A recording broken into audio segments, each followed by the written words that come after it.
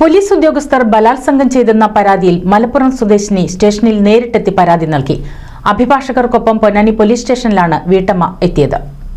ഇന്നലെ ഇമെയിൽ വഴി മുഖ്യമന്ത്രിക്കും DGPക്കും പരാതി നൽകിയിരുന്നെങ്കിലും തുടർ നടപടികൾ ഉണ്ടായിരുന്നില്ല. 24 മണിക്കൂർ പിന്നിട്ടിട്ടും പരാതിയിന്മേൽ നടപടിയുണ്ടാകാത്ത സാഹചര്യത്തിലാണ് പരാതിക്കാരി നേരിട്ട് പോലീസ് സ്റ്റേഷനിലെത്തിയത്. എന്നാൽ ഇന്നും പരാതിയിന്മേൽ നടപടിയെടുത്തില്ല. റെസിപ്റ്റ് വാങ്ങി മടങ്ങാനായിരുന്നു പോലീസിൽ നിന്നുള്ള മറുപടി. സ്റ്റേഷനിലെത്തി 1 മണിക്കൂറോളം ഞങ്ങളെ അവിടെ ഇരുത്തി. ഒരു നടപടിയും എടുത്തില്ല. പരാതിയിൽ FIR ഇടാൻ തയ്യാറായില്ല.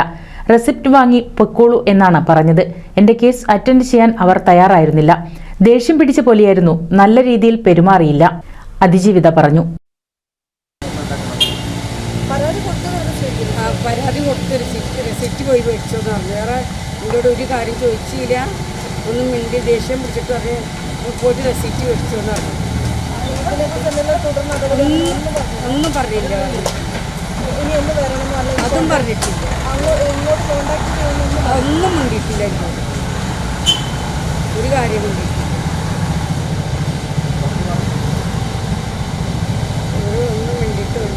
ഇവര് അഭിഭാഷകർ വഴിയാണോ പരാതി പോയിട്ടുള്ളത്? എങ്ങനെ? അല്ല, അഭിഭാഷകരെ സഹായിക്കാൻ വേണ്ടി വന്നതാണ് സഹായിക്കാൻ. പോലീസ് അന്വേഷണത്തിൽ ഒന്നും പറഞ്ഞിട്ടില്ല. പോലീസുകാരുടെ വിശ്വാസം നഷ്ടപ്പെട്ടു.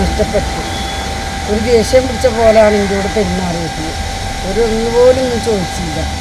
അയാൾ എൻ്റെ മുഖത്ത് പോലും നോക്കണം, എടുത്താലും നോട്ടാണ് നോക്കലാക്ക് ഞാൻ ഇറങ്ങാൻ നിർത്തി എൻ്റെ മുഖത്ത്. അപ്പോൾ ഇനി തുടർന്ന് നടപടികൾ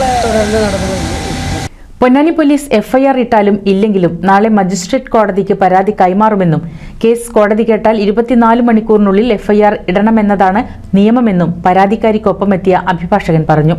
എന്തിനാണ് നുണപരിശോധന? ഒരാളെ പീഡിപ്പിച്ചു എന്ന് പറഞ്ഞാൽ നുണപരിശോധനയോടാണ് അത് തെളിയിക്കേണ്ടത്.